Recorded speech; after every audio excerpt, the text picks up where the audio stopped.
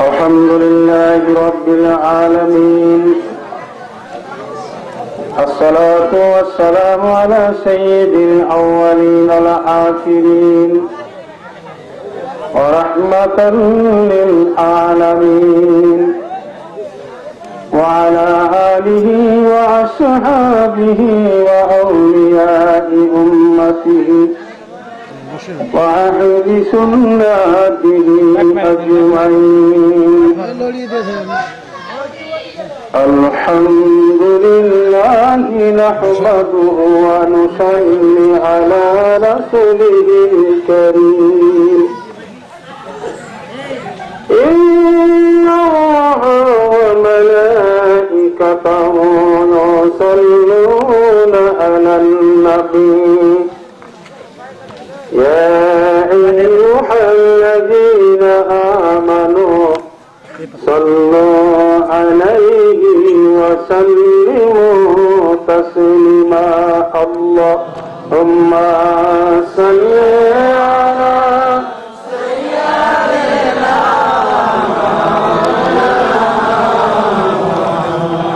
وعلى آل سيدنا مولانا. اللهم صل على سيدنا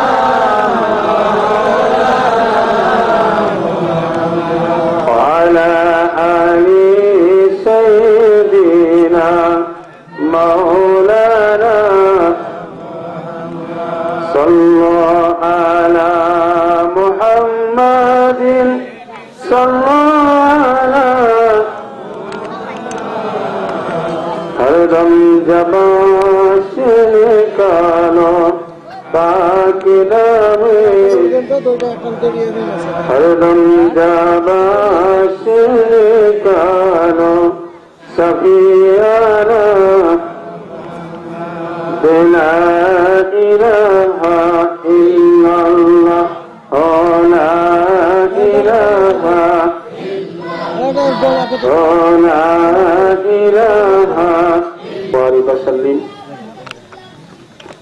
समस्त प्रशंसा অতি দাতা দয়ালু আল্লাহ তাআলার জন্য, যে মহান আল্লাহ তাআলা প্রতি বছরের ন্যায় এবছর আমাদিগকে পবিত্র ওরস শরীফ পালন করার তৌফিক দিলেন এবং ওরস শরীফে উপস্থিত হওয়ার তৌফিক এনায়েত করলেন। সেই আল্লাহ তাআলার প্রশংসা আমরা সকলেই পড়ি আলহামদুলিল্লাহ। ওরস শরীফে তো সকলের যাওয়ার সৌভাগ্য হবে না, কেননা এটা আউলিয়া কেরামদের মাহফিল। কেননা আউলিয়া কেরামেরা আল্লাহ তাআলাকে বলেন, আল্লাহ তোমার যারা শত্রুতা করে তুমি তো তাদের কিছু করছো না, আমাদেরকে লাগিয়ে দিয়ে দেখো তোমার শত্রুদের সাথে আমরা কেমন ব্যবহার করতে পারি। যার কারণে কথাটা কি বুঝে আসছে, মানে আল্লাহ তাআলাকেও আল্লাহর ওলিরা বলেন যে তোমার যারা শত্রু আছে তুমি তোদের কিছু করতে পারো না, তো তুমি ওদের কিছু আমাদেরকে লাগিয়ে দিয়ে দেখো আমরা কিছু করতে ওদের পারি কিনা। এটা হচ্ছে তাদেরই মাহফিল, বলেন সুবহানাল্লাহ। কারণ যদি কেউ মহব্বতের সাথে ওরস শরীফে যায় ওই ব্যক্তি বেহেশতে যাবে। কেননা ওলি আল্লাহদের পবিত্র আত্মা সবসময় ঘুরে ঘুরে ঘুরে দেখেন কে কি অবস্থা আসছে, কে কি উদ্দেশ্য আসছে, বলেন সুবহানাল্লাহ। এটা বড় ধরনের দলিল। এখন তো অনেক সময় একটা প্রশ্ন আসে যে পীর ওলিরা কি আবার সাফায়াত করতে পারবে কিনা। সাফায়াতের বাংলাতে উদ্ধার করা, জামিন হয়ে যাওয়া, বলেন সুবহানাল্লাহ। হাক্কানি পীর মুরিদ শুধু না, যারা তাদের ভালো করে বাসবেন তাদেরও সাফায়াত করবেন, বলেন সুবহানাল্লাহ। আমি আগেও বলেছি, প্রায় সময় বলে থাকি, প্রত্যেকটা মুসলমানের দুটা জিনিস জরুরি। কেন দুটা জিনিস জরুরি? কোন দুটো জিনিস? চারটা মুজহাবের একটা মুজহাব মাইনা লওয়া, আর চারটা তরিকার একটা তরিকা মাইনা লওয়া। দুটা যদি কমতি থাকে সে খাঁটি মুসলমান না, খাঁটি মুসলমান না। আমি গত কয়েকদিন আগে বেলাডাঙ্গা আছে, আমি মহানগর জলসার ভিতরে কথা বলে আসছি। ওখানে অনেক মাদানি চাঁদানি মাক্কি টাক্কি এরকম মেলা ছিল, মাক্কি টাক্কিও ছিল, মাদানি চাঁদানিও ছিল, সেখানে আমি কথা বলে আসছি। যদি কেউ প্রশ্ন করে, প্রশ্নের উত্তর দেওয়ার ক্ষমতা আল্লাহ তাআলা আমার পীর মুর্শিদ আসলে আমাকে দিয়েছেন, বলেন সুবহানাল্লাহ। এখন কথা হচ্ছে যে এর আগে অনেক কথা শুনেছেন, কানা ভালো মন্দ কি বুঝবেন? একটা কানাকে যদি আপনি মানে পায়খানার প্লেট দিয়ে সেখানে ওতে হাত দিবে, কানা তো জানে না পায়খানা আছে যতক্ষণ না সে নাকের কাছে দিয়ে। তো যে আসলে যার অন্তর কানা তাকে যতই বুঝান বুঝবে না, আবু জেহেল বুঝেনি। আর এই আবু জাহেলকে স্বয়ং আল্লাহ রাসূল বুঝাতে পারেননি, বলেন নাউযুবিল্লাহ আস্তাগফিরুল্লাহ। তাই কেমন মোহর তার অন্তরে পড়েছিল, এইরকম মোহর যদি তার অন্তরে পড়ে যায়, রাসূল যে মোহর ছোটাতে পারেননি ওই মোহর আমাদের দ্বারা সম্ভব। আমি একটা জিনিস আপনাদের অনুরোধ করব, এই যেমন ধরেন অনেক ভক্তবৃন্দ অনেক দূর দূরান্তের মানে আমাকে রিং করছে, আজকে সকালে করছে, নেশার পরে করছে, যেগুলো ওরুস শরীফকে এবার হচ্ছে এরকম বলতেছে। কেন না সরকার নাকি নিষিদ্ধ ঘোষণা করে দিয়েছে, এই কারণে অনেক অঞ্চলের ভক্তবৃন্দ আসতে পারেন, পুরো ভয় করছে। আবার ধরেন আর একটা গ্রুপ আছে, আবার বোমা মারার হত্যা হুমকিও দেখেছে, এসব মহফিলে যান আবার বোমা টোমা মারে দিতে পারে। এখন সমস্ত ভয় ভীতিকে পদদলিত করে মানে পায়ের তলে ফেলে দিয়ে যারা এসেছে এরা বড়ই ভাগ্যবান, বলেন সুবহানাল্লাহ। বোঝা যাচ্ছে যে তাদের ইমানের জজবা তাদেরকে মানে অনেকে কুষ্টিয়া থেকে, দর্শনার থেকে, ঝিনাইদহ থেকে, কালীগঞ্জ থেকে, ওই খুলনার থেকে, এই যে দূরের যারা নবাবগঞ্জ এগুলো তো কাছে, তাই না? নবাবগঞ্জ মেলা কাছে, বেলাডাঙ্গা মেলা কাছে, আর বাইলাডাঙ্গা দুটো আছে, বাইলাডাঙ্গার যে আমাদের ফারুক বসে আছে, এটা ফালার ওটা বাইলাডাঙ্গা হলো আবার এতে ঝিনাইদহ, ঝিনাইদহ, তাই ওরা ঝিনাইদহ থেকে চলে আসছে। তাইলে দেখা গেল নবাবগঞ্জ বা আশেপাশে এটা অনেক কাছে, কিন্তু অনেক কাছের বেকুবও ধরে না এসে মজলিসে বসতে পারেনি, কি করবে? পারেনি। এটা খুবই একটা কঠিন জায়গা। ব্যাপার হচ্ছে যে পড়া পড়বেই, আপনি হই আমি হই যে কোনো ব্যক্তি হই, মরা কিন্তু তাকে পড়তে হবে, সেটা হচ্ছে কবর এবং হাসর। আমরা তারপরে আর একটা জায়গা আছে, সেই জায়গাটার নাম কি জানেন? সেই জায়গাটার নাম ফল, হাট, হৃদয়, দিল, অন্তর। এই একটা জায়গা আছে, আপনি কারোর সাথে প্রতারণা ধোঁকাবাজি করার পরে এই জায়গা কিন্তু আপনাকে ও ছাড়বে না, একা একাই বলে বসে থাকবে যখন, কাজটা কিন্তু তোর ভালো হলো না, কাজটা তুই কিন্তু ঠিক করলি না, এ একটা কঠিন জায়গা। এ কিন্তু আপনার সাথে লড়াই করবে। কারণটা কি? দিল হচ্ছে নূরের তৈরি, বলেন সুবহানাল্লাহ। দিলটা কি দিয়ে তৈরি? দিলটা নূর দিয়ে তৈরি, বলেন সুবহানাল্লাহ। যার কারণে যেমন আপনি বরফের গায়ে যতই পায়খানা মাখান, ওই পায়খানা বেশি সময় ধরে লাগে থাকতে পারবে না, কারণ ও নিজে গোলে এতে সাফ করে দিবে, বলেন সুবহানাল্লাহ। এই দিল হচ্ছে মানুষের নূরের তৈরি, এই জায়গাকে ফাঁকি দেওয়ার কারো কোন ক্ষমতা নাই। আমি আপনাদের অনুরোধ করব, যারা আজকের মজলিসে এসেছেন, জিন্দেগিতে বাঁচে থাকতে একজন হাক্কানি পীরের কাছে মুরিদ হয়ে যাবেন, আর শাফিঈ, মালিকি, হাম্বলি, হানাফি চারটা মুযহাবের একটা মুযহাব মাইনে নেবেন। মোল্লা মুর্শিদের কথা শুনে বিভ্রান্ত হবেন না, ওরা ভুল বুঝে দিতে। কোরআনে যার আয়াত আছে, বলেন সুবহানাল্লাহ। কোরআনে মুযহাব সম্পর্কে আল্লাহ বলেছেন সূরা বানী ইসরাঈলের ভিতরে, ইয়াওমা নাদউ কুল্লু উনাসিন বিমামিহিম, আজ তোমাদেরকে তোমাদের ইমামের দিক দিয়ে ডাকা হবে। ইয়াওমা নাদু, নাদু মানে ডাকা হবে, ইয়াওমা মানে আজ, কুল্লু উনাসিন প্রত্যেকটা মানুষকে, বিমামিহিম তার ইমামের দিক থেকে, বলেন সুবহানাল্লাহ। কোরআনের আয়াত। এইভাবে ডাকা হবে কিয়ামতের মাঠে, এই শাফিঈরা, এই মালিকিরা, এই হাম্বলীরা, এই হানাফিরা, এরকম করে ডাকা হবে। তাহলে আমাদেরকে বুঝের দিকে যেতে হবে।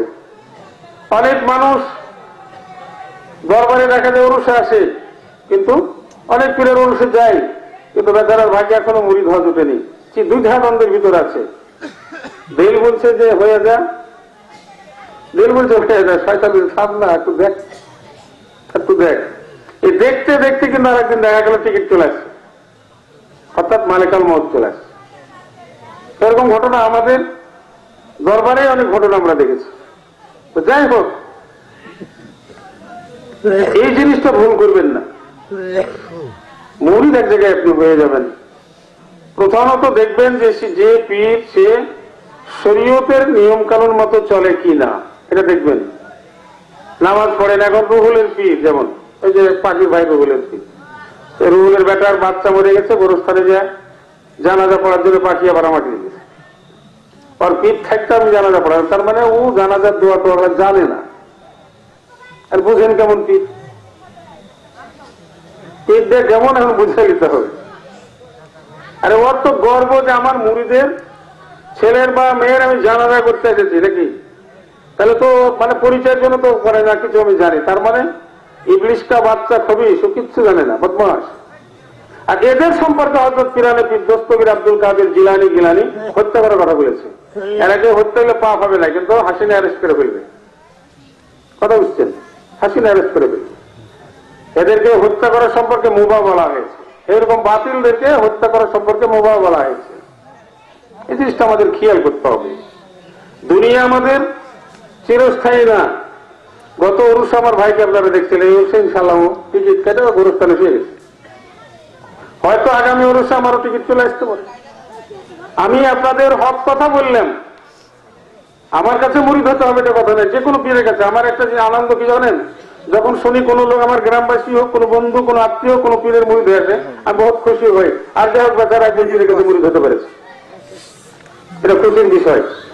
আপনার কোনো ভাই কি বোন বা আত্মীয় পীরের কাছে মুরিদ হলে খুশি হবেন, কিন্তু যদি এই গাঁজা খাওয়ার জটালা চটালা জিমখালা বস্তালা এরকম সমস্ত বেসরা লোকদের কাছে হয়, তাহলে বেজার হবেন, পাইলে দু চার চড়ও দিবে, বুঝলেন, বেজারও হবেন, দু চার চড়ও দিবেন। ওরস শরীফে আসতে এই জন্য হয়, এখানে সব রসে অনেক কোরআন খতম থাকে, সারা বছর ধরে কোরআনের খতম। এবারকে আমার কাছে কোরআনের খতম প্রায় আপনার 1300 মতো কোরআনের খতম আমার কাছে জমাই। লোক কটা না, কিন্তু 1300 কোরআন খতম বকশিশ হবে। আবার বাইরে আসছি, আর একটা রাখছি এক মরিদ মেঘল হুজুর, আমার একটা খতম আছে, তাহলে ধরো 1300 একে আসলো। এই যে এরকম খতম, কলেমার খতম প্রায় 50টা আছে। তাহলে এইগুলো খতম তো একা একা আমাদের দ্বারা সম্ভব হতো না, ঠিক কিনা? তাহলে আমরা দলবদ্ধ ভাবে যারা শরীর পেলাম সবাই কিন্তু 1300 খতমের সম্ভব। আর সবাই যতগুলো কলেমা খতম আছে সম্পর্ক প্রত্যেকে আলাদা আলাদা, মানে আল্লাহর অপূর্ণ ভান্ডারের কোনো অভাব নেই, কোন রকমের অভাব নেই আল্লাহ। এখন যদি আমরা কৃপণতা করি তাই, আল্লাহ কৃপণ না। উনি দেখেন, আল্লাহ যদি মনে করেন আমাদের মতো ব্যবহার হতো, তাহলে আমরা যত অন্যায় অবিচার করি, আল্লাহ রাস্তার ভিতরে আমাদেরকে খোলা করে দিতে পারতেন, রাস্তার ভিতরে আমাদেরকে কানা করে দিতে পারতেন, তা করেননি। তাহলে আমাদের এত অপরাধের পরেও, যেমন হযরত সুলতানুল আরিফিন বায়জিদ বোস্তামি রহমতুল্লাহ আলাইহি এক ব্যক্তি বললেন যে হুজুর আল্লাহ কেমন দয়ালু, বলে বায়জিদ এত গুনাহ করার পরে বায়জিদকে যে ধ্বংস করে দেয়নি, এর থেকে দয়ালু কি হতে পারে? তো লোকটা বলছে হুজুর বায়জিদ কি অপরাধ করে? তো আল্লাহ তাআলা ওনার তেজ আকল দিয়েছিলেন, যেটা হাদিস শরীফের ভিতরে আছে। আল্লাহ রাসূল বলেছেন ইত্তাকু ফিরাসাতুল মুমিনিন, তোমরা মুমিনদের অন্তর্দৃষ্টিকে ভয় করো, ফাইন্নাহু ইয়ানজুরু বিনুরিল্লাহ, তার আল্লাহ তাআলার ফেরাসাতের নূর দিয়ে তোমাদের ভিতর বাহির জেনে থাকেন। আসলে বায়জিদ বোস্তামি রহমতুল্লাহ কথাটা ওই প্রশ্নকারীকে বলেছেন যে বায়জিদ এত গুনাহ করার পরেও বায়জিদকে এখন আল্লাহ ধ্বংস করেনি, এর চাইতে আল্লাহর কম দয়ালু কি করে হয়? হুজুর তাহলে কি আপনিও গুনাহ করেন?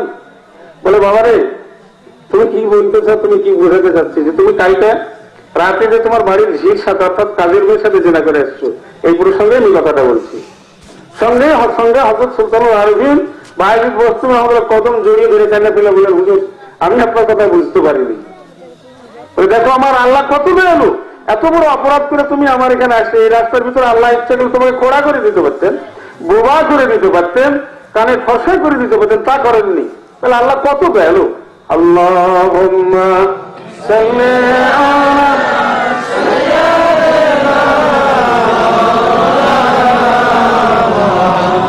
আলা আলি সাইয়্যিদিনা।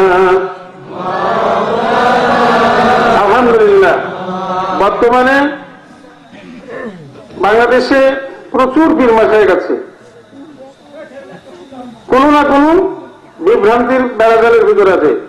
তবে বর্তমান ফুরফুরা সিলসিলার ভিতরে সন্দেহ খুব কম আছে। আমরাও ফুরফুরা হুজুরদেরই গোলাম। আমার দাদা হুজুর সুলতানুল আলিয়া হযরত শাহ সুফি সদরুদ্দিন রহমতুল্লাহ আলাইহ, উনিও হযরত মুজাদ্দিদে জামান আবু বকর সিদ্দিক রহমতুল্লাহ আলাইহির খলিফা ছিলেন। তো কথা হচ্ছে যে এই সিলসিলার ভিতরে এখনো সন্দেহ ঢুকে নাই। যদি মানে মুরিদ হওয়া মনে করেন এই সিলসিলায় ফুরফুরার হুজুরদের কাউকে পাইলে মুরিদ হয়ে যাবেন এবং জিন্দেগির শেষ সময়টুক শেষ সময়টুক তাদের গোলামির ভিতর দিয়ে আপনার জিন্দেগিটাকে অতিবাহিত করে দিবেন। যেহেতু আল্লাহ রাসূল বলেছেন ওয়াইজা রাইতানি তালেমান ফাদাল্লাহু খাদেমান, যদি আমার পথের কোন পথিক পাও সারা জিন্দেগির জন্য তার খাদেম হয়ে যাও। এর থেকে বড় এটা তো দয়াল নবীর কথা। আপনারা এইগুলো চিন্তা করবেন। তারপরে আর একটা জিনিস সবসময় খেয়াল রাখবেন, ফুরফুরার হুজুর নিজে দাঁড়িয়ে সালাতুস সালাম পেশ করা ভালোবাসতেন এবং পীরেদের ভিতরে একটা গুণ থাকতে হবে যে দয়াল নবীর মহব্বতে দাঁড়িয়ে সালাতুস সালাম পেশ করা। এখন অনেক সময় দুঃখ হয়, অনেক জায়গায় আমরা দেখছি। আমি তো ধরেন এই গত রবিবারের রাত্রি তো বাসা বলতে আমি তাফসীর মাহফিল হচ্ছিল, মাহফিলের ভিতরে ছিলাম। গত রবিবার ছিলাম। চিটাগাঁয়ে বেশ কিছু আলেম ওলামা ছিল, তার ভিতরে আমাকে আল্লাহ তাআলা রাখছিলেন। সেখানেও আমি একটা কথাই বলছি, এখন তো তাফসীর মাহফিলের উপরে মনে করেন যে মেলা কিছু জারি করে দিয়েছে। তো কথা হচ্ছে মুসলমানদের উপরে যে রুল যেই জারি করুক না, এটা চিরস্থায়ী রাখতেন, কেন এটা পীরলি গওস কুতুবদের দেশ। এই দেশে যখনই পীরলি গওস কুতুবদের কেউ বিরোধিতা করবে তখন তার পতন এসে যাবে। পীরলিরা আমাদের মুসলমান বানিয়েছেন এবং তিনাদের রুহানি ফায়েজের উপরে গোটা বিশ্ব পরিচালিত হচ্ছে। এদেশে পীরলিদের বিরোধিতা যারা করবে তারা বেশি সময় টিকে থাকতে পারবে না। আল্লাহ তাআলা আমাদের জন্য এই বুঝটা দেন, আমরা পীরলিদের যদি ভালোবাসতে না পারি অন্তত তাদের বিরোধিতা থেকে আল্লাহ যেন আমাদের মুক্ত রাখেন। খোদার প্রেমিকেরা আশিকের রাসূলেরা, আপনারা দূর দূরান্ত থেকে আসছেন, অনেকে খাওয়া দাওয়া হয়নি, কারণ এবার আমাদের রান্নাটা প্রতি বছর জোহরের পরেই প্রায় শুরু হয়। তো রামনি লোকের অসুবিধার কারণে সমস্যা হয়েছে, যার কারণে যারা হয়তো না খেয়ে আছেন বা হয়তো খেয়ে থাকছেন মনে কিছু নিবেন। একটা রাত যদি আমরা না খাই তা নিশ্চয় মরে যাবো না, তো কি বলেন? জাল বাচ্চাটি খাটা মতোটা হয়নি। আর একবার আল্লাহুম্মা সাল্লি আলা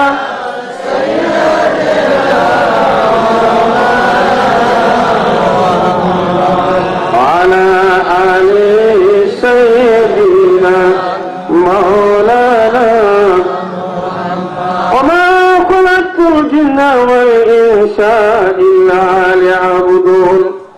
রব্বুল আলামিন কালামুল্লাহ শরীফের ভিতরে ইরশাদ করতেছেন, আমি মানুষ এবং জিন সম্প্রদায়কে একমাত্র আমার ইবাদত বন্দেগীর উদ্দেশ্যে সৃষ্টি করেছি। বলেন সুবহানাল্লাহ। ইবাদত বন্দেগীর বহু দিক, বহু ধারা, তার ভিতরে রব্বুল আলামিন মানব জাতিকে পরিচালনা করার জন্য কালামুল্লাহ শরীফ পাঠিয়েছেন। আর কালামুল্লাহ শরীফ পাঠানোর সাথে সাথে ক্ষান্ত হন নাই, একজন একজন করে রাসূল পাঠিয়েছেন যুগে যুগে। বলেন সুবহানাল্লাহ। যে ব্যক্তি কালামুল্লাহ শরীফকে সুন্দরভাবে বিশ্লেষণ করে ব্যাখ্যা করে বুঝিয়ে দিতে পারে, এরকম একজন করে নবী এসেছেন যুগে যুগে। এইভাবে সাইয়েদনা আদম আলাইহিস সালাম থেকে আরম্ভ করে হযরত ঈসা আলাইহিস সালাম পর্যন্ত অনেক নবী পয়গম্বর আসছেন। বলেন সুবহানাল্লাহ। কেউ 1,24,000 বলেছেন, কেউ 2,40,000 বলেছেন। আল্লাহ তাআলাই বেশি জানেন কত লক্ষ নবী পয়গম্বর রাসূল দুনিয়া আল্লাহ পাঠাচ্ছেন। শেষ পর্যন্ত আল্লাহ তাআলার বলেন যে পরিপূর্ণ উপাসনা কোন নবী পয়গম্বরের দ্বারা পূর্ণ করা সম্ভব হয় নাই। আল্লাহ তাআলা সর্বপ্রথমে যিনাকে সৃষ্টি করেছিলেন তিনি হযরত মুহাম্মদুর রাসূলুল্লাহ সাল্লাল্লাহু আলাইহি ওয়াসাল্লাম। সকলের শেষে তিনাকে পাঠিয়ে দিলেন, বলেন সুবহানাল্লাহ। যাতে করে আল্লাহ তাআলার মাকসুদ পূরণ হয়ে যায়, বলেন সুবহানাল্লাহ। কারণ নবীদের ভিতরে কোনো কোনো নবী খুবই জালালি মেজাজের ছিলেন, খুব কড়া মেজাজের ছিলেন। আর রাসূল করিম সাল্লাল্লাহু আলাইহি ওয়াসাল্লামের জালালি জামানি কোনো মেজাজই ছিল না, বলেন সুবহানাল্লাহ। ওনার ভিতরে এরকম কোন রাগ গুসা অহংকার তাকাব্বুরি ছিল না, যার কারণে মানুষের ওনার কাছ থেকে পালিয়ে যেত না। আর অন্যান্য নবী পয়গম্বররা খুব জালালি মেজাজের ছিলেন, এক কথার পর দুই কথা হলে ধমক মারতেন, তখন সেখান থেকে দূরে চলে গেছেন। কিন্তু রাসূল ছিলেন আলাদা, উনি জামালিও না জালালিও না, উনি ছিলেন মুস্তারাকি, অর্থাৎ জালালি এবং জামালিকে সমন্বয়কারী, বলেন সুবহানাল্লাহ। জালালি এবং জামালিকে সমন্বয়কারী ছিলেন, একে মুস্তারাক বলা হয়। আল্লাহ তাআলার নামগুলো তিন ভাগে বিভক্ত, জালালি, জামালি আর মুস্তারাক। মুস্তারাক হচ্ছে সমন্বয়কারী। রাসূল করিম সাল্লাল্লাহু আলাইহি ওয়াসাল্লাম ছিলেন সমন্বয়কারী, বলেন সুবহানাল্লাহ। যার কারণে পৃথিবীর জমিনে ইসলামের পূর্ণ আলোক ছড়ানো সম্ভব হয়েছে। কিন্তু এই ইসলামকে, যে ইসলাম আমাদের কাছে উনি দিয়ে গেছেন, যদি আমরা ইসলামকে ধরে রাখতাম, পৃথিবীতে আর অন্য কোন ধর্মের লোক থাকতো না, ইহুদি, খ্রিস্টান এবং মুশরিকরা থাকতো না। কিন্তু আমরা এটা ধরে রাখতে পারিনি, আমাদের দ্বারা সম্ভব হয়নি। আমাদের আলেমদের ভিতরে বিভিন্ন মতের সৃষ্টি হয়ে গেছে। এই বিভিন্ন মতামতের সৃষ্টি হওয়ার কারণে আমাদের যে একটা রুহানি খোরাক, রুহানি শক্তি, এই শক্তিটা ক্রমান্বয়ে লোপ পেয়েছে। আর এই লোপ পাওয়ার সাথে সাথে সাথে মানুষ বিভ্রান্ত হয়ে গেছে। এখনো কিছুটা দেখা যায়। এই জন্য একটা জিনিস তাফসীরে খাজানের ভিতরে হযরত মুআয ইবনে জাবাল নামে থেকে একটা রিওয়ায়াত করা হয়েছে যে যদি দুনিয়ার ভিতরে কেউ রাসূল করিম সাল্লাল্লাহু আলাইহি ওয়াসাল্লামের দরবার দেখতে চায়, তো তারা যেন হাক্কানি পীর মাশায়েখের দরবারে যান, বলেন সুবহানাল্লাহ।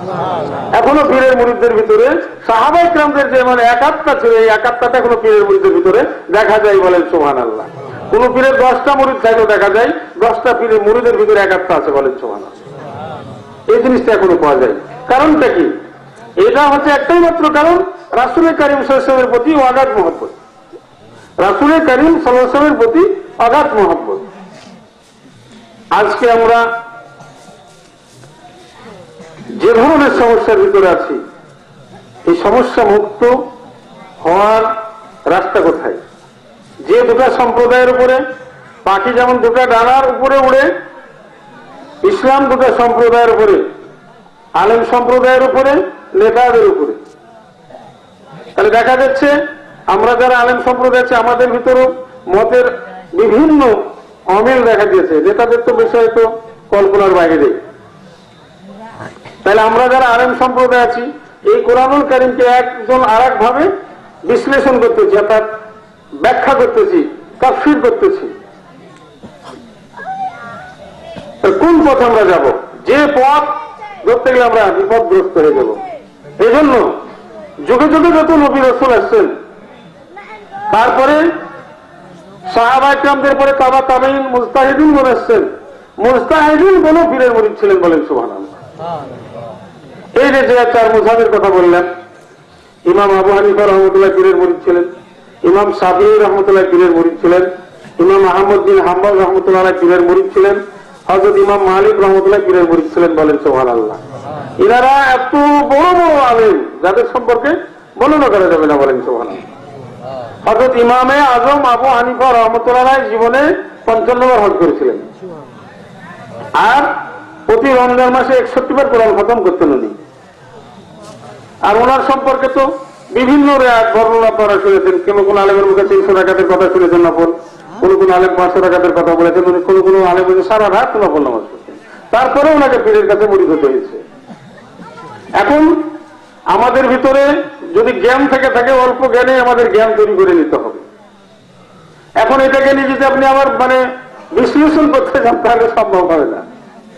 এত বড় একজন ব্যক্তিত্ব, তাকেই যদি একজন পীরের মুরিদ হতে হয়, তাহলে আমাদেরকে অবশ্যই একজন পীরের শরণাপন্ন হতে হবে। কারণ কিতাবপত্র দেখে এলমে বাতেন শিক্ষা করা সম্ভব নয়। যেন যে ডাক্তাররা বসে আছে, ডাক্তারি বই পড়ে কিন্তু ওই যে কাটাকাটি মানে অপারেশন করা শিখতে পারেনি। কাটা মানে সেলাই করা শিখতে গেলে ওই ওস্তাদের কাছে আবার সেলাই কিভাবে সুতাটা দিতে হবে, কিভাবে সেলাই করতে হবে, এবার কিন্তু ডাক্তাররা শিখছে। তাহলে প্র্যাকটিক্যাল ওদেরকে শিখতে হয়েছে। পীর মাসায় এখানে প্র্যাকটিক্যাল শিখান বলেন সুবহানাল্লাহ। কিভাবে জিকির করতে হবে, কিভাবে মুরাকাবা অর্থাৎ ধ্যান করতে হবে, এটা শিখান। এটা আমাদের দরবারে প্রতি মাসের ইংরাজি মাসের শেষ মঙ্গলবারে একটা মজলিস আছে, যে মজলিসের ভিতরে প্রায় 15-16 জন দূর দূরান্ত থেকে, ওই আপনার টাঙ্গাইল থেকে কয়েকজন আছে, জয়নাল আবেদিন তো আছেই। এইভাবে যে আমাদের মজলিসটা পর্যন্ত বিভিন্ন দূর দূরান্ত থেকে আসে। এই আধ্যাত্মিক শিক্ষা যেভাবে মাশায়েখে কিরাম দিয়েছেন সেইভাবে শিক্ষা দেওয়া হয়, তা না হলে আমাদের কোনো উপায় নেই। যার কারণে ইমামে আজম আবু হানিফা রাহমাতুল্লাহ আলাইহি এতগুলো নেকি থাকার পর ওনাকে মুরিদ হতে হয়েছে। এই জন্য আমি বলবো, যারা এখনো যে সমস্ত মেয়ে পুরুষ মুরিদ হন নাই, তারা হাক্কানি পীর মাসাকে অতি শীঘ্র মুরিদ হয়ে যাবেন। আল্লাহুম্মা সাল্লি আলা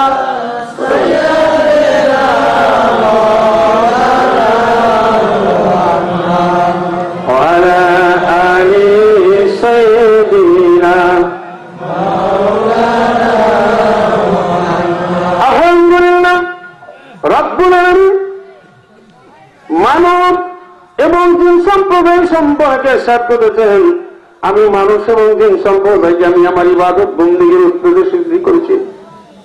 তাহলে আমরা এখন চিন্তা করি, যদি ইবাদত বন্দেগীর জন্য সৃষ্টি করে থাকে, তাহলে আমরা কাজ করছি, লাঙল চালাচ্ছি, কেউ চাকরি করছি, কেউ শিক্ষকতা করতেছি, কেউ ডাক্তারি চাকরি, বিভিন্ন। আল্লাহর হাবিব মুহাম্মদ রাসূলুল্লাহ সাল্লাল্লাহু আলাইহি ওয়াসাল্লাম পাক যখন ইরশাদ করেছেন, মানব জাতি ইমানদার ব্যক্তিরা, দিনদার ব্যক্তিরা জমিতে চাষ করে, এটা ইবাদত। দিনদার মেয়েরা বাড়ি ঝাড়ু দিয়ে পরিষ্কার করে, এটা ইবাদত। মিশকাত শরীফের হাদিস। খালি বাঁধের মেয়েরা, সেটাও ইবাদত। স্বামীর বাসায় রান্না করে ছেলে মেয়েদের খাওয়া, সেটা ইবাদত। বলেন সুবহানাল্লাহ।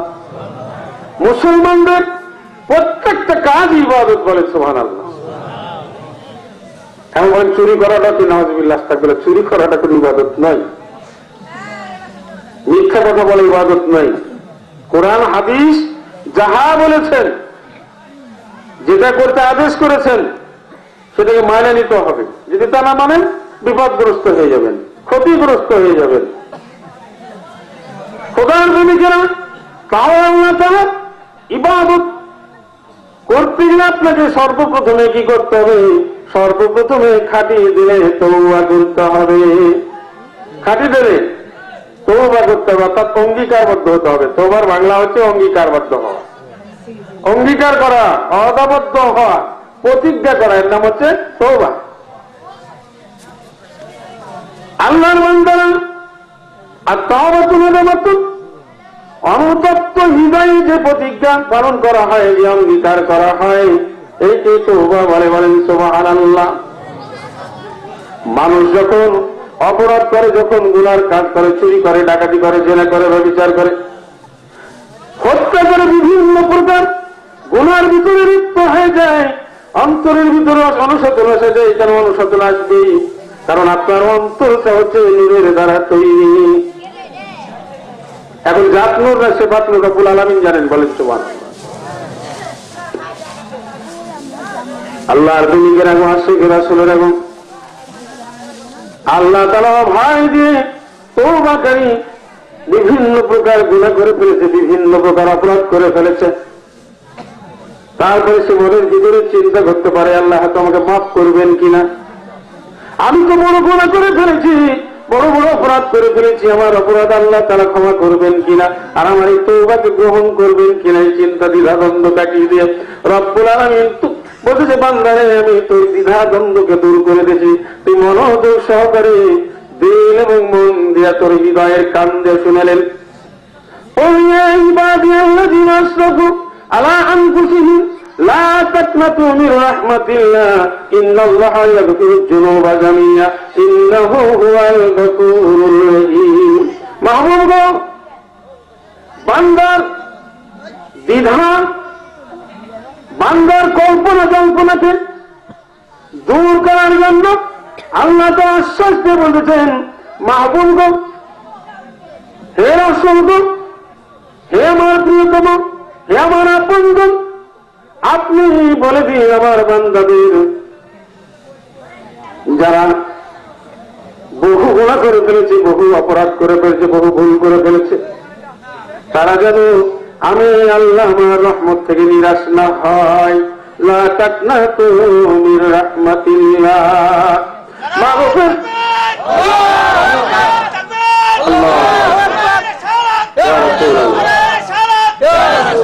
আল্লাহর নবীরা আশিকেরা শুনেরা আল্লাহ তাআলা ভয় দিয়েছেন, লা তাকনাতু মির রাহমাতিল্লাহ, আমার রহমত থেকে নিরাশ হয় না, আমার রহমত থেকে নিরাশ হয় না। শেখ সাদি রহমতুল্লাহ তাই বলতেছেন, মাগফিরাত বারাদু উমাইদা লুতফাতু যাকে খুদ ফরমুদাইলা তাকনাতু।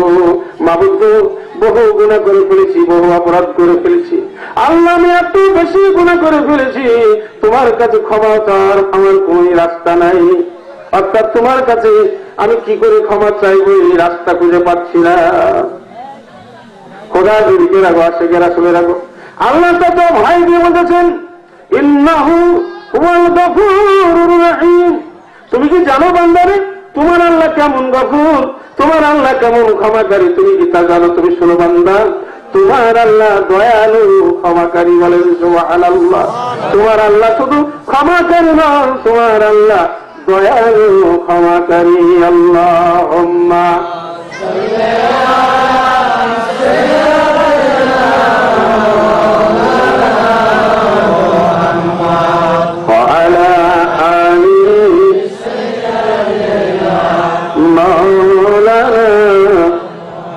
আলহামদুলিল্লাহ।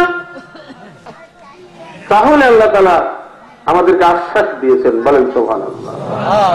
তাই ইবাদত করতে গেলে, আল্লাহ তাআলার গোলামি করতে গেলে, আল্লাহ তাআলার গোলামির প্রথম ধাপটার নাম হচ্ছে আবুদিয়াত। আল্লাহ তাআলার ইবাদতের গোলামির যে প্রথম ধাপে, যে ধাপটার নাম হচ্ছে আবুদিয়াত। আবুদিয়াত নবী রাসূলরা আবুদিয়াতের দরজা অতিক্রম করেছিলেন। তাই নবী রাসূলদেরকে আল্লাহ তাআলা রুবুবিয়াতের জন্য বলেছিলেন, বলেন সুবহানাল্লাহ। যেমন হযরত সাইয়েদনা মূসা আলাইহিস সালাম রব্বুল আলামিনের নিকটে বললেন, আল্লাহ গো, তুমি আমাকে পথ বাতাও, আমি কোন পথে চলবো? রব্বুল আলামিন বললেন, মূসা রে, তুমি আবুদিয়াতের দরজা অতিক্রম করেছো, গোলামীর দরজা অতিক্রম করেছো। অর্থাৎ তুমি আমার গোলামীর ভিতরে, আমার দাসত্বের ভিতরে কোন প্রকার ভুল ত্রুটি করো নাই। অর্থাৎ গোলামীর দরজা অতিক্রম করে তুমি চলে গেছো, তুমি রুবুবিয়াত করো। বলেন সুবহানাল্লাহ। মূসা আলাইহিস সালাম বলেন, আল্লাহ রুবুবিয়াত কি? রুবুবিয়াত কি? রুবুবিয়াত হচ্ছে, তুমি কি সেটা শুনে নাও মূসা। তোমার আল্লাহ চোর ডাকাত বদমাশ লুচ্ছা লম্পট ডোম চানাল মুচিনাচোর কামার কুমার ইহুদি নাসারা মুশরিক বেদুন সকলকে প্রতিপালন করতেছেন, অর্থাৎ সৃষ্টিকুলের লালন পালন করতেছেন। মূসা রে, তুমি আমার সৃষ্টিকুলের লালন পালন করো। বলেন সুবহানাল্লাহ। এটা কি বলা হয় রুবুবিয়াত। যেমন আমি রাস্তা দিয়ে হাঁটলে অনেক হিন্দু ছেলেরা আমাকে সালাম দিয়ে মুসাফা করে, আমি হাত বাড়াই। কিছু কিছু আলেম ওলামা বলে আমাকে 20 বছর হিন্দুরা মুসলমান করে, মুসাফা করে। আবার আমাকে যেন খুব দ্বিধা হয়, মালিক তাবুল হুদা বলতে আমার খুব দ্বিধা হয়, তো ওয়ালাইকুম সালাম বলি। এই উদ্দেশ্যে বলি যে আমার এই উত্তরের কারণে যদি আল্লাহ ওদের হেদায়েত করে দেয়। মূসা আলাইহিস সালামকে বললেন, মূসা, আমার সৃষ্টি করে প্রতিপালন করা, অর্থাৎ পয়গম্বরী, তাই এরকম জিনিস আমি যেমন সকলকে রিজিক দিই, চোর ডাকাত বদমাশ লুচ্ছা লম্পট তারিখর মদখোর গাঁজাখোর ভাঙখোর সকলে লালন পালন করি। এখন ধরেন জয়নাল আবেদিন, আমার নুমান, ডাক্তার নুমান, আর আমার মুরিদ, এখন একটা হিন্দু রোগী চলে আসছে, তুমি হিন্দু, তোমার আমি চিকিৎসা করবো না, এই কথা বললে কি হবে? রোগী শেষ। ঠিক না? ঠিক না? এটা করতে কোন হিন্দুকে, কোন ইহুদিকে, কোন কোন খ্রিস্টানকে, কোন মৌর্যকে, কোন বৌদ্ধকে ঘৃণা করার অধিকার কোন মুসলমানকে দেওয়া হয় নাই। আপনার জমির পাশে খ্রিস্টানের জমি, আপনার জমি তো পানি হয়, আর জমি পানি হয় না কি? আল্লাহ বাচ্চা আপনার জাতি দেয়, ও খ্রিস্টান যে ওর জমিতে দেবে কেনে নাকি? ঠিক না ঠিক না? তাড়ির ভাটি করে একজন, তাড়ির ভাটি করে একজন, তাড়ির ভাটিওয়ালার জমির পাশে আপনার জমি, ভাটিওয়ালার জমি তো বানিয়েছে, আপনার জমি তো বানিয়েছে না, আলাদা করে দেয় আল্লাহ?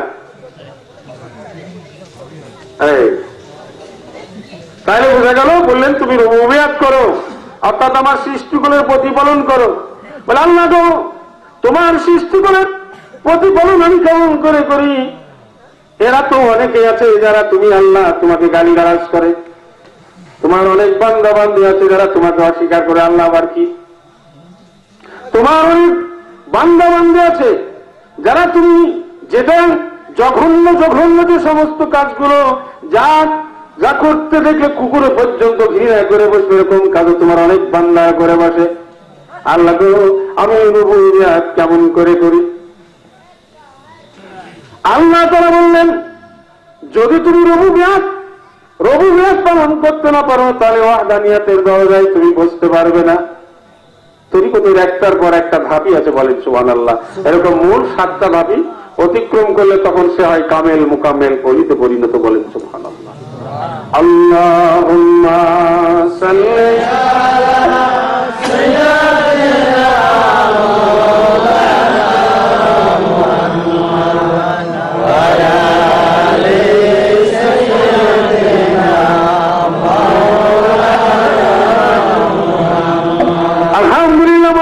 মুর্শিদ কেবলা এবং কাবা হুজুর হযরত সৈয়দ ফাইজুল কাসেম আব্দুল ওয়াহিদ কারিমি রাহমাতুল্লাহ পাক জবান মোবারক থেকে শুনেছি, 47 সালে যখন হিন্দুস্তান পাকিস্তান হয়, এই সময় হিন্দু মুসলমানের প্রচুর একটা দাঙ্গা হাঙ্গা চলতেছিল।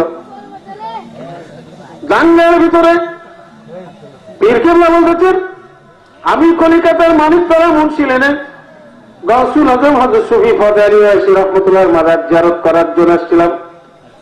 দেখলাম বাগবাড়ি গোরস্থানের দিক থেকে একদল হিন্দু বিভিন্ন প্রকার তলোয়ার হাতিয়ার নিয়ে মুসলমানদের ধাওয়া করে চলে আসতেছে। জানের ভয় তো সকলেরই কম বেশি আছে, পীর অলি গাউস কুতুব নবী রাসূল সকলেই কিছুটা হিমশিম খেয়েছেন, এটা স্বাভাবিক। কারণ মানুষের ভিতরে একটা জিনিস আল্লাহ দান করেছে, সেটাকে বলে ওয়ারা, খোদা ভীতি। আর এই খোদা ভীতি থেকে জানের ভীতিরও অবস্থা এসে যায়। যার ভিতরে আল্লাহর ডর আছে তার জানেরও ডর আছে। আল্লাহর নবীর রাশিদ রাসূলুল্লাহ, আমার পীর ও মুর্শিদ আপনাদের দাদা হুজুরকে বেদন বলেছেন, হঠাৎ করে আমার খেয়াল আসলো মানিকতলা লেনে কয়েক বাড়ি পরে ওনাকে একটা হিন্দু লোক খুব ভালোবাসে, বন্ধু লোক, বলে সুবহানাল্লাহ। তাড়াতাড়ি করে ওই হিন্দু লোকটার বাড়িতে পীর কেবলা গেলেন। হিন্দু ভদ্র হুজুর, আপনি তো খুব সংকট সময় কোন অঘটন ঘটে গেলে তো আমি ভগবানের কাছে কি জবাব দেবো? নাউযুবিল্লাহ, কি জবাব দিব? আপনি আসেন আমার ঘরে। ঘরের ভিতরে আছে, হঠাৎ জোহরের সময়, নামাজের সময় হয়ে গেল, দেখি সামনে একটা মূর্তি পূজা রাখা আছে। ওই ঘরের ভিতরে একটা মূর্তি পূজা আছে, কারণ হিন্দুদের আবার ঘর ঘর মূর্তি থাকে। সকালে মনে করেন ভগবানকে না দেখলে ওদের যাত্রা শুদ্ধ হয় না। এখন ভগবানের গায়ে কুকুরের মতো, আর শিয়ালেই পেশাব করুক, ভগবানকে দেখবে, ভগবানকে প্রমাণ না করলে ওরা আবার যেতে পারে না। কিন্তু আমার কাছে প্রশ্ন, যে হিন্দুদের ধর্মশাস্ত্রের ভিতরে নিরাকারের পূজা করার কথা বলা হয়েছে, নিরাকারের পূজা করার কথা বলা হয়েছে। এই যে নিজের হাতে মাটির পুতুল তৈরি করে রাখা যায়, তাকে সেজদা করতেছে, বিভিন্ন ভাবে তাকে পালতেছে, এটাকেই বলা হয় শিরক। এটাই অংশীদারিত্ব। ওরা মনে করে যে শিব বা দুর্গা বা কালী বা কি মহাদেব ইত্যাদি এরা হচ্ছে মানে এরা ভগবান, নাউযুবিল্লাহ। তাহলে আল্লাহর সাথে অংশীদারিত্ব করে। এই অংশীদারিত্ব করার জন্য এরাও শিরকের জন্য এরাও গুনাহগার এবং এরাও দোজখে হয়ে যাবে, অর্থাৎ নরকে চলে যাবে। যেমন হিন্দুদের বেদের ভিতরে নারায়ণের পূজা করার কথা বলা হয়েছে। নারায়ণকে এক অদ্বিতীয় আল্লাহ, এক অদ্বিতীয় আল্লাহ, লাইসা কামিসলিহি শাইউন, যার কোনো উদাহরণ নাই, যার কোনো তুলনা নাই, সেই এক অদ্বিতীয় সম্পর্কে কিন্তু বেদের ভিতরে বলা হয়েছে। খোদার দিকেরা আমার প্রিয় মুর্শিদ কেবলায়ে কাবা হুজুর হযরত কাইনি রাহমাতুল্লাহ বলেন, আল্লাহ তাআলা আমার প্রতি অনুগ্রহ করলেন। আমি যখন আমার কলবের তরফ মুতাজ্জা হলাম, আমি যখন আমার কলবের দিকে খেয়াল করলাম, আমি আমার সম্মুখে আমার মুর্শিদ ছাড়া আর কাউকে দেখতে পাইলাম না। বলেন সুবহানাল্লাহ, সুবহানাল্লাহ, আলহামদুলিল্লাহ, লা ইলাহা ইল্লাল্লাহ, সুবহানাল্লাহ, আলহামদুলিল্লাহ, লা ইলাহা ইল্লাল্লাহ, সুবহানাল্লাহ, আলহামদুলিল্লাহ, লা ইলাহা ইল্লাল্লাহ, মুহাম্মাদুর রাসূলুল্লাহ। এজন্য পীরের যারা মুরিদ, পীরের মুরিদেরা সকালে সুন্নাতে বা যখন সুযোগ পায় তখন করে কি, কলবের দিকে খেয়াল করে, চোখটা বন্ধ করে, বাহিরের চোখ বন্ধ করে অন্তরের চোখের দিকে অর্থাৎ দিলের দিকে খেয়াল করে এবং নিয়ত করে, আমি আমার কলবের তরফ মুতাজ্জা আছি, তরফ মানে দিকে, অর্থাৎ আমি আমার কলবের দিকে খেয়াল করতেছি, আর আমার কলব আমার পিসের কলবের দিকে খেয়াল করে আল্লাহর দিকে খেয়াল করতেছে। বলেন সুবহানাল্লাহ। এই অভ্যাসটা, এই কলবের তরফ মুতাহাজ্জা হওয়াটা, কলবের দিকে লক্ষ্য করাটা, লক্ষ্য করতে করতে এরকম একটা পর্যায়ে চলে যায় খোদা প্রেমিকেরা এই কলবের ভিতরে মুর্শিদকে দেখতে থাকে, মুর্শিদকে দেখতে দেখতে আল্লাহ হাবিবকে দেখতে থাকেন, আল্লাহ হাবিবকে দেখতে দেখতে আল্লাহকে দেখতে থাকেন। বলেন সুবহানাল্লাহ। আল্লাহকে দেখেন। আল্লাহকে দেখা অসম্ভব কিছু নয়। মানুষকে আল্লাহ তাআলা সৃষ্টিকুলের সেরা জীব হিসাবে সৃষ্টি করেছেন। বলেন সুবহানাল্লাহ। আর এই মানুষ যদি আল্লাহকে না দেখে তো কে দেখবে? এই মজলিসে এরকম বেশ কিছু আল্লাহর বান্দা আছে যারা আল্লাহকে দেখেছেন। বলেন সুবহানাল্লাহ। বেশি দূরে যেতে হবে না, এখান থেকে বাইরে যাওয়া লাগবে না, এখানেই খুঁজলে পাওয়া যাবে যে এরকম কিছু আল্লাহর বান্দা আছে যারা আল্লাহকে দেখেন। বলেন সুবহানাল্লাহ। আপনাদের ভাইদের ভিতরেই এরকম দু চারজন ভাই আছে যারা আল্লাহকে দেখেছেন। বলেন সুবহানাল্লাহ। যখনই কেউ আল্লাহকে দেখে ফেলে তখন কামেল হয়ে যায়, পরিপূর্ণ হয়ে যায়। বলেন সুবহানাল্লাহ। তখন তার অবস্থাটা কি হয়ে যায়? সে আল্লাহর কাছে পূর্ণভাবে বিক্রি হয়ে যায় আর আল্লাহর আদেশ নিষেধ সম্পর্কে অটল হয়ে যায়। আল্লাহ এবং রাসূলের আদেশ নিষেধের খেলাফ চলা তার কাছে আর পছন্দ হয় না। বলেন সুবহানাল্লাহ। এইভাবে কামালিয়াতের দরজা অতিক্রম করে মুকাম্মেলের দরজায় চলে যায়। বলেন সুবহানাল্লাহ। অর্থাৎ আর একজনকে পূর্ণ করার ক্ষমতায় চলে যায়, আর একজনকে পূর্ণ করার ক্ষমতায় চলে যায়। বলেন সুবহানাল্লাহ। নিজে তো পরিপূর্ণ হয়ে যায়, আর একজনকে পূর্ণ করতে পারে, অর্থাৎ আর একজনকে আল্লাহর সাথে দেখা করাতে পারে, এরকম ক্ষমতায় পৌঁছে যায়। তাকেই বলা হয় কামেল মুকাম্মেল। বলেন সুবহানাল্লাহ। খোদার প্রেমিকেরা, তাই মূসা আলাইহিস সালাম বলেন, আল্লাহ গো তুমি যথেষ্ট বলেছ, আমি তোমার রুবুবিয়তকে পালন করার জন্য পরিপূর্ণ চেষ্টা করব। বলেন সুবহানাল্লাহ।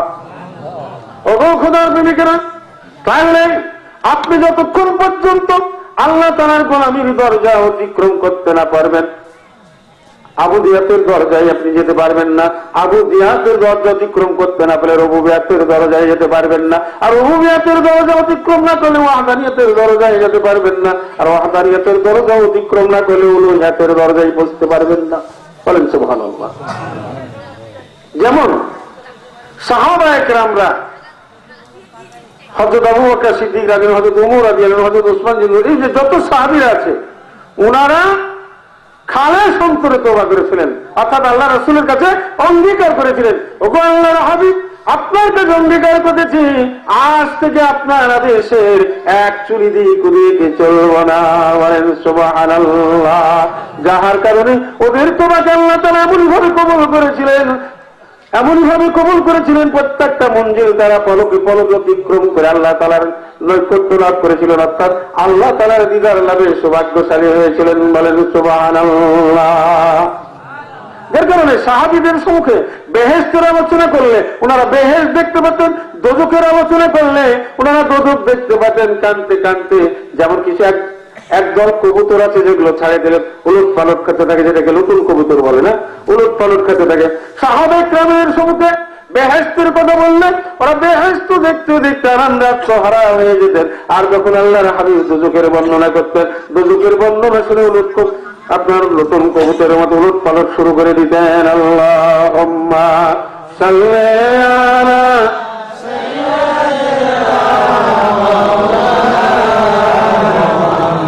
ওয়ালা আলি সাইয়্যিদিনা। হুজুর, মানুষ দেখেন পাপ পরিত্যাগটা কি জিনিস। হুজুর, আমি তো ফজরের নামাজ পড়ে বসে আল্লাহ আল্লাহ করতে করতে যখন একবার সূর্য উঠে যায়, হুজুর আমি তখন বেশ রাগ পড়ে, রাগ পড়তে পড়তে আর একটু যখন বেলা হয়ে যায় চাষের নামাজ পড়ি, এই চাষ পড়তে পড়তে যখন বেলাটা একটু হয়ে যায় তখন জলের নামাজ পড়ি, জল পার যখন হয়ে যায় তখন আমি জোহরের নামাজ পড়ি, জোহরের নামাজ পড়ে এরকম ইবাদত করতে করতে করে যে সালাতুল খেজর পড়ি, সালাতুল খেজর পড়তে পড়তে আসর হয়ে যায়, আসর পড়ে ধ্যানবদ্ধ থাকতে থাকতে মাগরিব হয়ে যায়, মাগরিবের নামাজ পড়ে আমি আবার আবিনের নামাজ পড়তে পড়তে দেখা যায় ঈশার নামাজের ওয়াক্ত হয়ে যায়। খুবই অসুবিধা কি? আল্লাহর হাবিব ইরশাদ করেছেন, হাজার রাকাত নফল নামাজ পড়ার চাইতে, হাজার রাকাত তাহাজ্জুদের নামাজ পড়ার চাইতে, হাজার রাকাত ইশরাক, চাষ, আবিন, জল, সালাতুল খেজর পড়ার চাইতে একটা গুনার কাজ পরিত্যাগ করা আল্লাহর কাছে প্রিয়। বলেন সুবহানাল্লাহ। ইজা আযনাবা কানাত মুত্তাতুন সাওদা ফি কলবিহি ফাইন তাবাসসার ফি সুকারি কলবি। আল্লাহর বান্দা যখন কোন গুনার কাজ করে তার দিলের আয়নায় একটা কালো দাগ পড়ে যায়। কি হয়? দিলের আয়নায় কালো দাগ পড়ে যায়। একটা একটা দাগ পড়তে পড়তে দিল এরকম অন্ধকার হয়ে যায়, এই দিলে আর ভালো মন্দ কিছুই বুঝতে পারে না। যেমন কোর্টে যাবেন, ওই যে টাইপিস্ট লাগে তো টাইপ উঠে যেতেছে, টাইপিস্টের কার্বন কপি দিয়ে এক কার্বন কপি ব্যবহার করতে এমন হয়েছে যে কিছু হরফ দেখা যায়, কিছু হরফ দেখা যায় না। দেখেন টাইপিস্টের কাছে যাবে, কার্বন কপি চেঞ্জ করে না তো ওদের দিয়ে চালিয়ে যাচ্ছে চালাতে চালাতে শেষে দেখা যাচ্ছে কোন জায়গায় হয়তো দেখা যায় রাজশাহী হবে, রাত উঠে গেছে, আর দিয়ে শাহী হয়ে বসে আছে। বাংলাদেশ হবে ব উঠিনি, আবার ব যদি উঠেছে দেখা যাচ্ছে অনেক স্বর উঠিনি।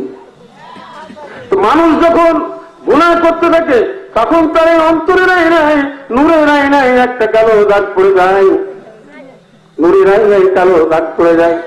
আল্লাহ তাআলা তার প্রতি যদি অনুগ্রহ প্রদান করেন, আল্লাহ তাআলা তার প্রতি যদি ফজল এবং করম করেন, তার ভিতরে অনুশোচনা এসে যায়। বলেন সুবহানাল্লাহ। তখন কি করে? তাই আল্লাহর হাবিব বলেছেন, ফাইন তাবা আস্তাগফির সুকালি কালবি। তখন আল্লাহর বান্দা যখন তার দিলের ভিতরে অনুশোচনা এসে যায়, আল্লাহর কাছে যার জড়িয়ে কান্নার বলা লাগো, আমি বহু গুনাহ করে করেছি, বহু অপরাধ করে করেছি, মাবুদ তুমি দয়া করে আমাকে ক্ষমা করে যাও। সঙ্গে সঙ্গে কি হয়? মোমবাতির মাথায় যেমন আগুন জ্বলে দিলে মোমবাতি গলে গলে পড়তে থাকে, বান্দার অন্তরের গুনাহগুলো এরকম ঝরে ঝরে পড়ে যায়। আল্লাহুম্মা সাল্লি আলা সাইয়্যিদিনা মুহাম্মদ ওয়া আলা আলি সাইয়্যিদিনা মুহাম্মদ। তাই তো কবি বলেছেন, অনুতাপের মোমবাতি হৃদয়ে তোমার জয়, ঝড় পড়ে অশ্রু হয়ে হৃদয়ের যত কালো। তোমার অনুশোচনার অনুতপ্ততার আগুন জ্বেলে দাও তোমার অন্তরের মোমবাতিতে, গুনাহ মাখাও মোমবাতিতে একটা আগুন জ্বেলে দাও, তাহলে কি হবে? তোমার গুনাহগুলো সমস্ত গলে পুড়ে ছাই যে তুমি নিষ্পাপ হয়ে যাবে। বলেন সুবহানাল্লাহ। ও খোদার বেদিকেরা, আশিকের রাসূলেরা, হাজার রাকাত নফল নামাজ পড়ার চাইতে একটা পাপ ত্যাগ করা উত্তম। আপনার ভিতরে মিথ্যা বলার অভ্যাস আছে, একটা মিথ্যা অভ্যাস, মিথ্যাটাকে পরিত্যাগ করতে পারলে আপনি হাজার হাজার নফল নামাজ পড়ার চাইতে নেকি পেয়ে যাবেন। মিথ্যা বলেছেন আর ইবাদত করেছেন। এই জন্য পূর্বাত্ম এক আমি বক্তার বক্তব্য শুনতেছিলাম যে অনেক নামাজিও আছে যারা নামাজ পড়ার পরে দোজখে চলে যাবে। কারণটা কি? নামাজ পড়েছে অথচ দেখা যায় গুনার কাজ পরিত্যাগ করে নাই, পাপের পথ পরিত্যাগ করে নাই, যাহার কারণে তার নামাজ তাকে রক্ষা করতে পারেনি। নাকি কোরআন বললেন, ইন্নাস সালাতা তানহা আনিল ফাহশাই ওয়াল মুনকার, নিশ্চয় নামাজ মানুষকে অশ্লীল কাজ থেকে, চুরি করার থেকে, ডাকাতি করার থেকে, জেনা করার থেকে, ব্যভিচার করে থাকে, সুদ খাওয়ার থেকে, ঘুষ খাওয়ার থেকে, দুর্নীতি করার থেকে, হত্যা করার থেকে বিরত রাখবে। নাকি অশ্লীল কাজ মনে দেখলে নাকি নামাজও পড়ে, নারায়ণ তাকবীর আল্লাহু আকবার বলে, আল কোরআনে আরো ঘরে ঘরে জল বলে, আবার মানুষও হত্যা করে, বোমাও মারে, সন্ত্রাসও করে, সিরিজ বোমাও মারে। এই যে কিছুদিন আগে যে আপনার এই যে শয়তানগুলো সব ফাঁসি হয়ে গেল নাকি। ভাই মানে কি জানেন, গুন্ডা মস্তানকে ভাই বলে। বম্বের লোকেরা ভাই বলে বুঝা নাই, গুন্ডা মস্তান বিরাট ডন, একে ভাই বলা হয়। তো বাংলা ভাই মানে কি, বাংলার বিরাট গুন্ডা, বিরাট মস্তান। কিন্তু এদেশের লোক কিছু মনে করলো বাংলা ভাই, আরে ভাই মানে গুন্ডা মস্তান। আর বম্বের যারা বড় বড় গুন্ডারাকে ভাই বললে খুব খুশি হয় না, ভাই বললে এত খুশি হয় বুকের সাথে টেনে নেয়। মারহাবা তুমি আমার একটা প্রশংসা করেছো, যেমন কিছু লোক আছে ওদেরকে মানে মারহাবা দিলে খুব খুশি হয়।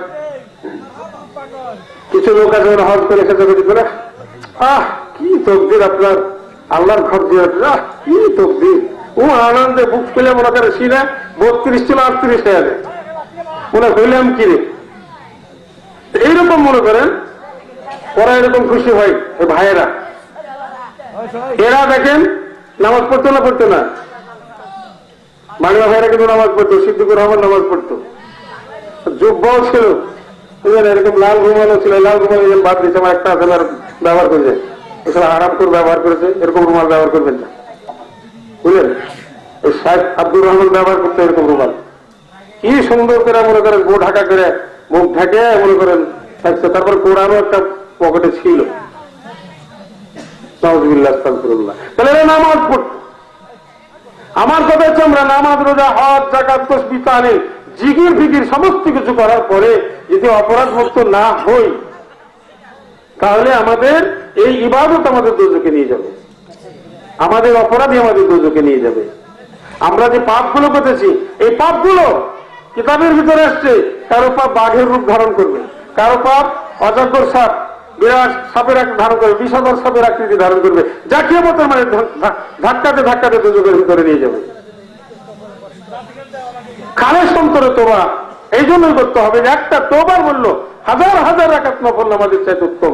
বলেন সুবহানাল্লাহ, জোরে সোরে বলেন সুবহানাল্লাহ। খোদার বেনিকেরা, আশিকে রাসূলেরা, হযরত মালিক ইবনে দিনার, হযরত মালিক ইবনে দিনার রাহমাতুল্লাহ প্রথম জীবনে সুদের ব্যবসা করতেন, এবং শুধু সুদের ব্যবসায় ক্ষান্ত ছিলেন না, উনি মদও খাতেন। নাউযুবিল্লাহ। প্রতিদিন উনি মদ খাওয়ার পরে এক বোতল মদ পকেটে করে নিয়ে আসতেন। ওনার একটা বাচ্চা মেয়ে ছিল, 7-8 বছরের একটা মেয়ে ছিল। বাচ্চা মেয়েটা বাপ যখন চলতে চলতে আসতেন, বাপ যখন চলতে চলতে আসতেন, ছেলে মেয়েরা তো বাপকে দেখলে তো আনন্দ খাওয়া হয়ে যায়, কি বলেন ঠিক না? আপনি এখান থেকে বাড়ি যাবেন, আপনার ছোট্ট বাচ্চা মনে করেন 1 বছর বা 1.5 বছর বা 2 বছর 3 বছর দেখলে আনন্দ করে দৌড়ে আসবে আব্বা বলে নাকি। আর কেউ কেউ একটা শিখিয়ে দিয়েছে বাপি, বুঝলেন, শিখিয়ে দিয়েছে মাম্মি, কেউ শিখেছে ড্যাডি। চিন্তা করে মুসলমান তুমি বাপি চলে ড্যাডি চলে ম্যাম্মি, মুশকিল বুঝলাম কি, ঠিক না ঠিক না? আব্বা, আম্মা, মা, কি জান ভরা ডাক, মা, আল্লাহ। আল্লাহকে যেমন আল্লাহ বলে ডাকলে জান ভরে যায়, মাকে মা বলে ডাকলে জান ভরে যায়। শিখাচ্ছে মা, শিখাচ্ছে মাম্মি, হ্যাঁ, আবার মাম্মি শিখছে ড্যাডি। তাহলে শিখা ডগি, শিখা ড্যাডি লাগলে বল ডগি নাকি। এই যে আপনাদের বড় লাখ, হ্যাঁ মুসলমান, এদেশে কতজন মুসলমান? 17-18 জন মুসলমান। তো শিখাচ্ছে মুসলমান ড্যাডি, মাম্মি, বাপি, কি করবে। ম্যাডামদের আলাদা কথা, আলাদা কথা, ম্যাডাম আলাদা কথা, ওটা কিন্তু নিজের সাথে করি নাকি। তো যাই হোক, আল্লাহুম্মা সাল্লি আলা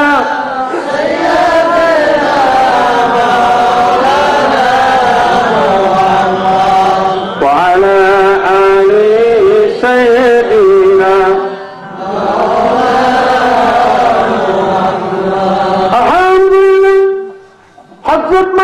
ইবনে রাহমাতুল্লাহ 6-7 বছরের এই মেয়েটা, শিশু মেয়েটা, অবুঝ মেয়েটা, বাপের অবস্থা দেখে বাপ যখন চলতে চলতে মদের আড্ডার থেকে, মদের ভাটির থেকে, তাড়ির আড্ডার থেকে যখন বাসায় ফিরে আসতেন, ছোট বাচ্চারা বাপের গলার আওয়াজ পেয়ে বাপকে জড়িয়ে ধরে ফেলতেন। আব্বা গো আজ কি খেয়েছো, আজ কি খেয়েছো? ছোট বাচ্চা তো দেখতে দেখতে বুঝে গেছে বাবা, মা তো বলে তো বাবা খেয়েছে, বলবেন কি বলবে না? আব্বা গো আজও কি তুমি মদ খেয়েছো? হ্যাঁ মা খেয়ে ফেলেছি তো, বলবি। আপনি আমি সকলের অভ্যাস, ছোট বাচ্চা মেয়েদের ছেলেদের, হ্যাঁ হ্যাঁ আব্বা খেয়ে ফেলেছি তো, মা খেয়ে ফেলেছি তো। বাচ্চা মেয়েটা পকেটে হাত দিয়ে দেখে মদের ওই একটা বোতল, ওই 6-7 বছরের শিশু মেয়েটা মদের বোতলটাকে পকেট থেকে বাইর করে ভাঙিয়ে দিত, কিছু বলতো না। এরকম ঘটনা আছে।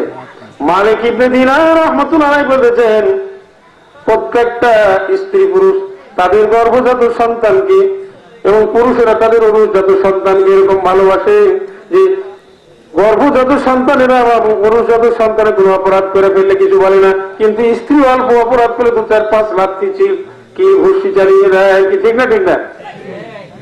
মালিক ইবনে দিনার রাহমাতুল্লাহ আলাইহি বলেন, আমার স্ত্রী যেদিন মদের বোতলটা ফেলে দিত আমি এরকম ভাবে তারপরে অত্যাচার করতাম, যেমন ছেলেরা ফুটবল খেলার মাঠে ফুটবলকে গড়াতে থাকে এরকম আমি আমার স্ত্রীকে লাথি দিয়ে গড়াতে থাকতাম।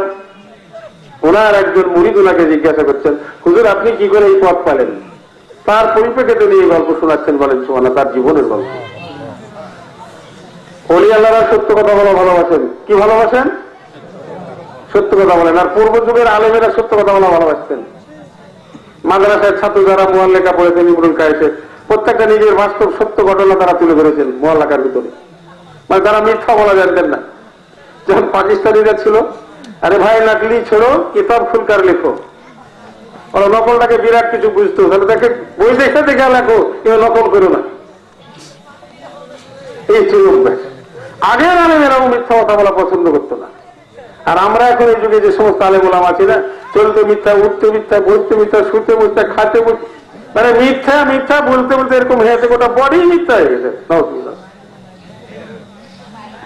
আল্লাহর নবীরা হযরত মালিক ইবনে দিনার রাহমাতুল্লাহ বলেছেন, আমার মেয়েটা মদের বোতল ভেঙে দিত, আমি তাকে বুকের সাথে জড়িয়ে ধরে গেলে মুখে চুমা খাইতাম, কিন্তু যেদিন আমার বিড়ি মতের বোতলটা ভেঙে দিত আমি তাকে লাথি কি ঘুষি কত মারছি এটা বর্ণনা করা সম্ভব। দুঃখের বিষয়, আমার ওই আদরের কচি মেয়েটা মারা গেল একদিন। যখন মেয়েটা মারা গেল তখন আমার ক্ষোভ, মানে খেদ এবং ক্ষোভ মানে রাগ আরো বেশি বৃদ্ধি হয়ে গেল। আমি আরো বেশি বেশি করে মদ খেতে লাগলাম। কিন্তু এসব মদখোরের এক একটা ই ছিল, কিছু খচ্চর মদখোর আছে, বুঝলেন, কিছু খচ্চর মদখোর আছে, এরা মদও খায়, বদমাইশি করে, এরা জীবনে হেদায়েত প্রাপ্ত হতে পারে না। খচ্চর মদখোররা হেদায়েত হতে পারে না। হযরত মালিক ইবনে দিনার রাহমাতুল্লাহ আলাইহি মেয়েটা যখন মারা গেলেন, ওনার মদ খাওয়াটা আরো খুবই বেশি বৃদ্ধি হয়ে গেল। এরকম অবস্থা হযরত মালিক ইবনে দিনার রাহমাতুল্লাহ আলাইহি বলেন, একদিন আমি মদ এত বেশি বেশি খেয়েছি যে কয়েকবার আমার বমি পর্যন্ত হয়ে গেল, কয়েকবার পাতলা পায়খানা আমি করে ফেললাম। এই অবস্থায় বাসায় এসে গোসল করে আমি শুয়ে পড়লাম। আমার বিবি আমাকে শুয়ে এলো, আমার বিবি আমার মাথা নাড়াচাড়া করতে হলো, হাত পা নাড়াচাড়া করতে হলো, আমি ঘুমিয়ে গেলাম। রাত্রিতে স্বপ্নের ভিতরে দেখতেছি কিয়ামত হয়ে গেছে, কিয়ামত হয়ে গেছে। কিয়ামতের ভয়াবহ ময়দানে আমি হাজির হয়েছি। বিরাট একটা আজদাহা, বিরাট একটা অজাগ্য আমার পিছনের দিকে ধাওয়া করে আসতে লাগলো, বিরাট হা করে আসতে লাগলো। অজাগ্য তো খুব বড় সাপ, হা করে আসলাম, মনে হচ্ছে আমাকে গিলে নেবে, এইরকম অবস্থা আসতে যখন লাগলো আমি পালিয়ে যেতে লাগলাম। যতই দূরে দূরে যাই দেখি কি আমার সে সাপ ধরে ফেলতে লাগলো। এরকম দৌড়তে দৌড়তে একটা পাহাড়ের টিলার নিকটে গিয়ে বসলাম। পাহাড়ের টিলার নিকটে গিয়ে দেখে এক বুড়া, লাঠি হাতে আছে, ঠকঠক করে, মানে একবার এদিকে যাচ্ছে একবার এদিকে যাচ্ছে। খুব বুড়া মানুষ দেখেন না, লাঠি হাতে থাকলে, যেমন আমাদের গ্রামে যেমন আমাদের ফজলু বাবা যখন এমন বুড়া হয়ে গেছে, ধরে নিল উনি পা ঠিক করে ফেলতে পারেন না, সামনে ফেলতে বামে চলে যান, বামে চলতে সামনে চলে যান। এরকম একটা দুর্বল বৃদ্ধ, হাতে একটা লাঠি আছে, তারপরে এদিক সেদিক ঘোরাঘুরি করতেছেন, সঠিকভাবে হাঁটতে পারছেন না। আমি এই ব্যক্তিকে গিয়ে বললাম, বাবাজি আমি খুব বিপদে পড়ে গেছি, দেখেন বিরাট একটা অজাগর আমার কিছু তাড়া করে আসতেছে, বাবাজি গো অজাগরের হাত থেকে আপনি আমাকে একটু বাঁচান। মুরব্বী বললেন, মালিক আমি তোমাকে চিনি, আমি তোমাকে ভালোভাবে চিনি, তোমার সাথে আমি ওতপ্রোত ভাবে জড়িত, তোমার সম্পর্কে আমি ভালোভাবে জানি। মালিক রে আমি এত দুর্বল হয়ে গেছি, আমি এরকম দুর্বল হয়ে গেছি, তোমাকে সাহায্য করার মতো শক্তি আমার ভিতরে নাই। তাহলে আমার উপায় পাহাড়ের উপরে উঠে যাও। আমি পাহাড়ের উপর উঠে গেলাম, পাহাড়ের টিলার উপরে যখন উঠে গেলাম, বিরাট অযোগ্য 7টা হাত ধরে পাহাড়ের উপর দিকে আসতে লাগলো। আমি জানের ভয় করলাম, আবার নিচের দিকে নামলাম। তারপরে বৃদ্ধ ব্যক্তিকে দেখলাম, ওই বৃদ্ধ ব্যক্তি বলে, বাবাজি গো পাহাড়ের উপর উঠার পরে তো আমি বাঁচতে পারলাম না, আপনি আমাকে সাহায্য করেন। বাবারে তোমাকে পূর্বেই তো বলেছি আমি তোমাকে সাহায্য করবো, এরকম শক্তি আমার শরীরের ভিতরে নাই। তবে শোনো, উত্তর দিকে যাও, উত্তর দিকে যে দেখবে একটা বড় গাছ, ওই গাছের নিচে দেখবে একজন বৃদ্ধ, যার দাড়ির অর্ধেক গুলো পাকে গেছে, অর্ধেক কাঁচা আছে, অর্থাৎ অর্ধেক সাদা অর্ধেক কালো এরকম দাড়ি, দেখবে সুদর্শন মহাপুরুষ ব্যক্তি বসে আছেন। ওই সোজাসুজি যে ঘরটা আছে, ঘরের ভিতরে ঢুকে যাও, দেখো ওখানে মুসলমানদের কিছু নেকি জমা থাকে, যদি তোমার কোনো নেকি জমা থাকে তাহলে তুমি এই ভয়াবহ অজাগরের অত্যাচার থেকে হাত থেকে বাঁচতে পারবে, নচেত বাঁচার মতো তোমার কোনো পথে নেই। আল্লাহুম্মা সাল্লি আলা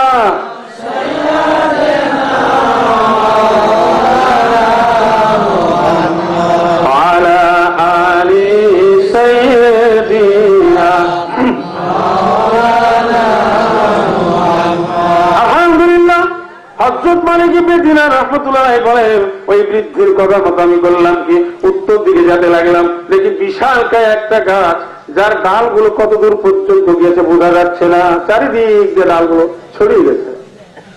ওর নিচে একজন নুরানি চেহারার ব্যক্তিত্বকে বসে দেখলাম, যার অর্ধেক দাড়ি সাদা অর্ধেক দাড়ি কালো বসে রয়েছেন।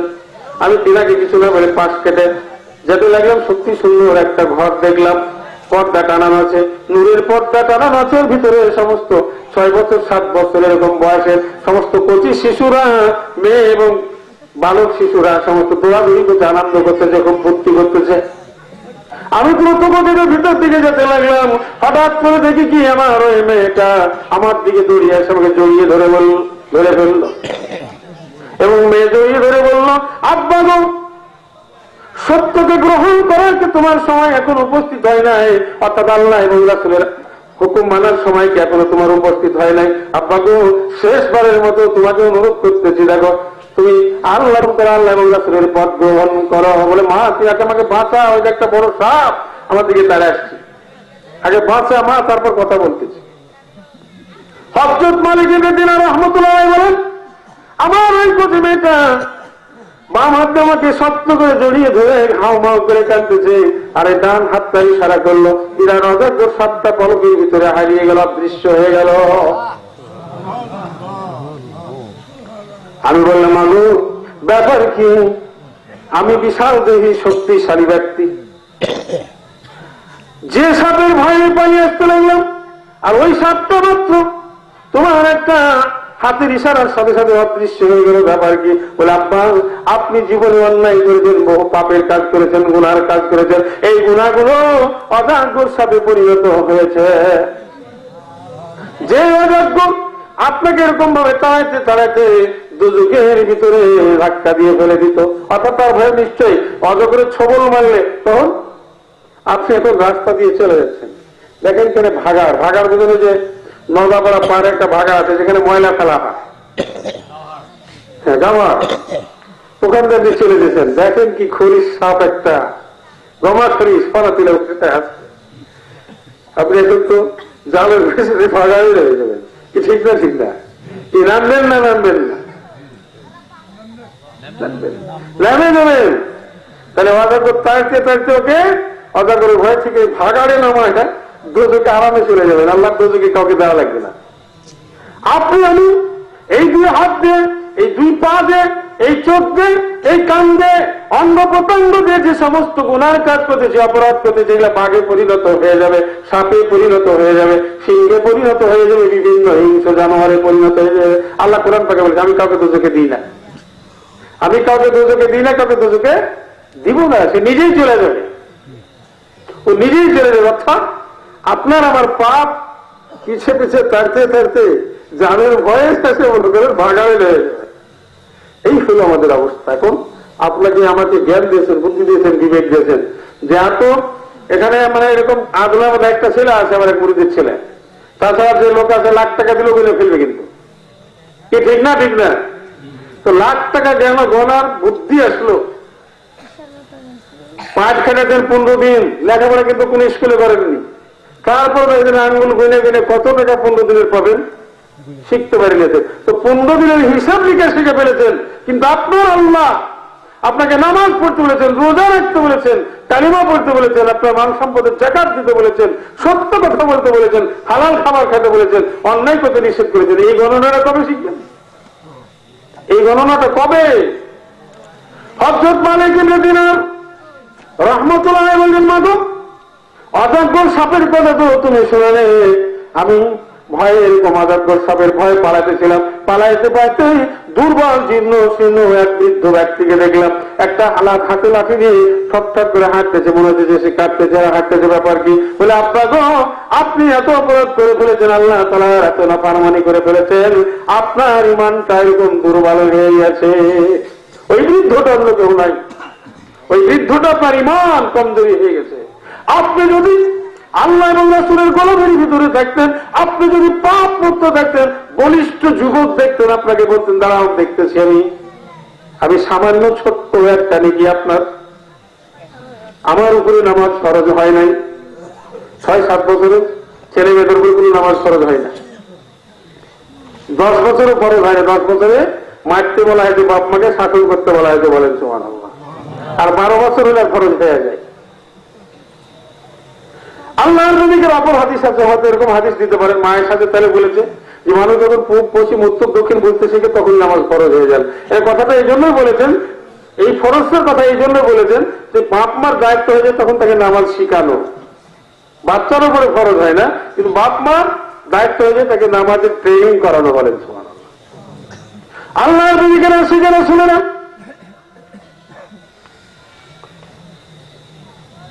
বলতেছেন আপনি যদি আল্লাহ তাআলার নাফরমানি করতেন, আপনি যদি আল্লাহ তাআলার গোলামের ভিতরে থাকতেন, আল্লাহ তাআলার আদেশ নিষেধকে মেনে চলতেন, আপনি দেখতেন সুদর্শন বলিষ্ঠ একজন যুবককে যে আপনাকে এরকম সাহায্য করতে, যার একটা আঙ্গুলের ইশারায় বিরাট বিরাট রাজবাহগুলো কত দূরে চলে যেত, বড় বড় বাঘ ভাল্লুকগুলো কত দূরে সরে যেত।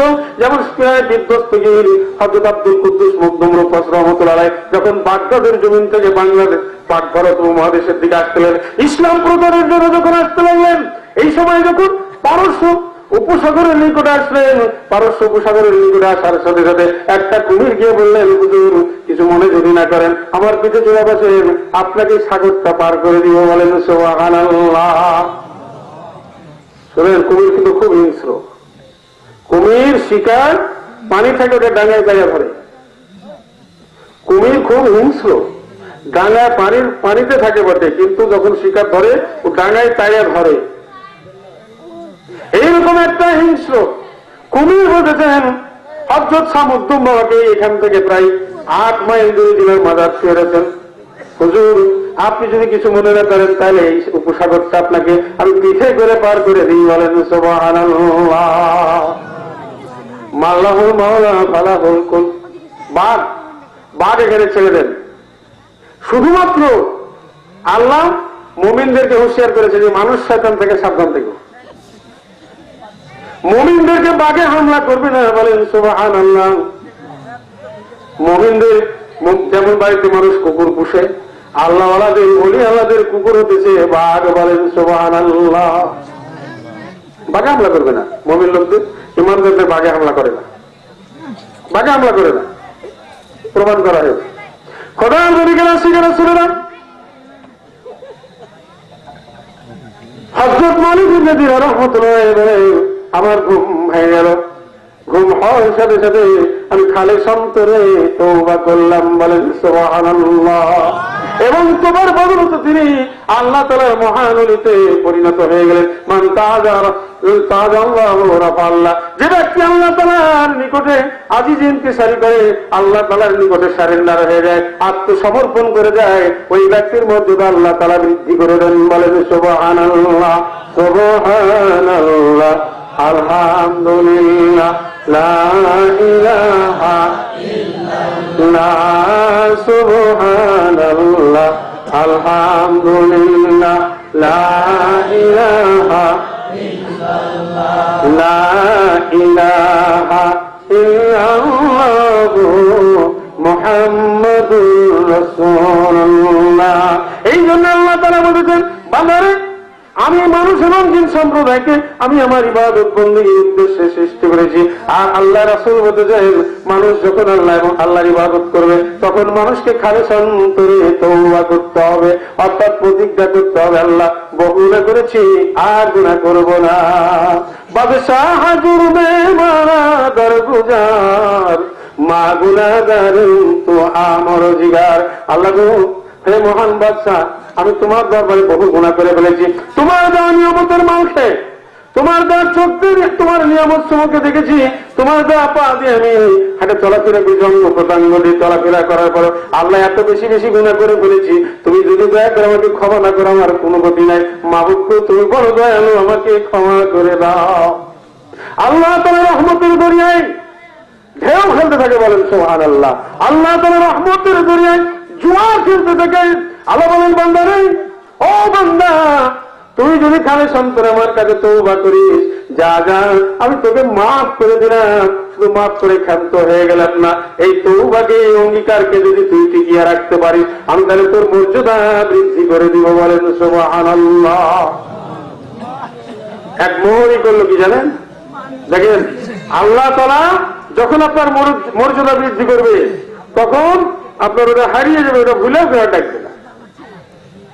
যে মালিক ইবনে দিনার রাহমাতুল্লাহ আলাইহি রাস্তা দিয়ে হাঁটলে লোকেরা কত কি তাকে দেখে পালিয়ে যেত, বাচ্চা, ছোট ছোট বাচ্চারা লুকিয়ে যেত। ওই গাছ সুদখোর, মালিক আসতেছে, মদখোর, তারিখোর, গাঁজাখোর, ভাঙখোর, মাতাল, মালিক ইবনে দিনার আসতেছে। কেউ বা কত কি ভুলে চালিয়ে দিত, কেউ বা ঢাল মারে দিত। ছোট ছোট বাচ্চারা কত কি ঢাল মারে দিত, ছোট ছোট বাচ্চারা কাদা চালিয়ে দিত দিয়ে দৌড় বাচ্চারা।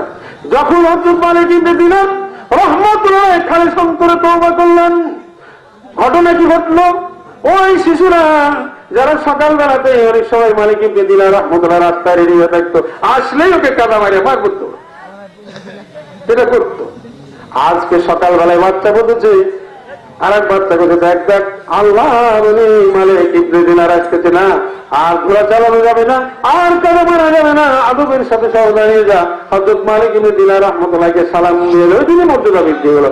আল্লাহ বলেছেন, মান তাওয়াক্কালা লিল্লাহি রাফাআল্লাহ, যে ব্যক্তি আমার কাছে জড়সড় হয়ে আত্মসমর্পণ করে, তাই আজিজি ইনকিসারি করে, আমি করি গিয়ে রাফাআল্লাহ, তার মর্যাদা বৃদ্ধি করে দিই। বলেন সুবহানাল্লাহ। সম্মান বাড়িয়ে দিই। তাহলে বলছেন, বান্দারে, আমার কাছে তুই তওবা করেছিস, আর এই তওবাকে তুই যদি টিকিয়ে রাখতে পারিস, আমি তোর এরকম দাম বাড়িয়ে দিব যেটা তুই দেখে আশ্চর্য হয়ে যাবে। এক চেয়ারম্যান কি করলো দেখেন, মানে চেয়ারম্যান দাঁড়ায় না, মানে মোহরি ছিল, ডিড রাইটার, দলিল লেখক, বুঝলেন? চেয়ারম্যানে দাঁড়ালো, বেচারি আমার মোহরি নামটা যেন ঢাকিয়া যায়, মোহরি যেন আর কেউ না বলে। বেচারা ভোটের সাথে চেয়ারম্যানে পাস করলো, কেউ দুঃখের বিষয়টা ঢাকলো না, কেউ বলে মোহরি চেয়ারম্যান থাকলো না। কিন্তু দুনিয়ার জমিনে দেখেন না, অনেক মন্ত্রী আছে, অনেক মিনিস্টার আছে। কোন মন্ত্রীর নাম ডাইল মন্ত্রী, না বোতল মন্ত্রী, এরকম আখ্যা আছে। কিন্তু ওদের ঢাকিয়ে নি, কারণ ঢাকবে না, দুনিয়ার ঐতিহ্যে তারা লালিত পালিত, তাই ঢাকে নাই। আপনি যখন আপনি মাতাল হন, মদখোর, তারিখোর, গাঁজাখোর, ভাঙখোর হন না কেন, আপনি যদি এই পথকে পরিত্যাগ করে আপনি অটল থাকতে পারেন, আপনাকে আর কোনদিন কেউ মদখোর, মাতাল, তারিখোর বলে ডাকবে না। বলেন সুবহানাল্লাহ। এই হচ্ছে আল্লাহ তাআলার নিয়ম। বলেন সুবহানাল্লাহ। খোদার বিনা আসে কেন শুনে না? আজকে আমাদের আকীদাটা কোন দিকে, কোন পথে আমরা? তারে ফজর, জোহর, আসর, মাগরিব, এশা যত রকমের ইবাদত আছে সমস্ত প্রকার ইবাদত আমরা করতেছি, কিন্তু আমাদের ভিতর থেকে খারাপই দূর করতে পারিনি। আপনার আমার ভিতরে আছে বিষধর সাপ, মারি দেন। আপনার আমার ভিতরে আছে হিংস্র কুকুর, আপনার আমার ভিতরে আছে হিংস্র বাঘ, এই সমস্ত হিংস্র পশুগুলোকে ধ্বংস করে দেন। তাহলে কি হবেন? আপনি আল্লাহ তাআলার মহান বন্ধুতে পরিণত হয়ে যাবেন। আল্লাহুম্মা সাল্লি আলা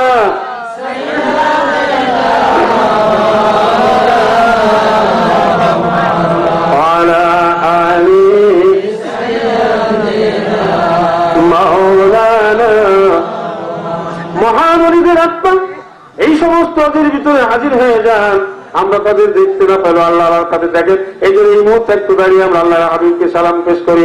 সাল্লাল্লাহু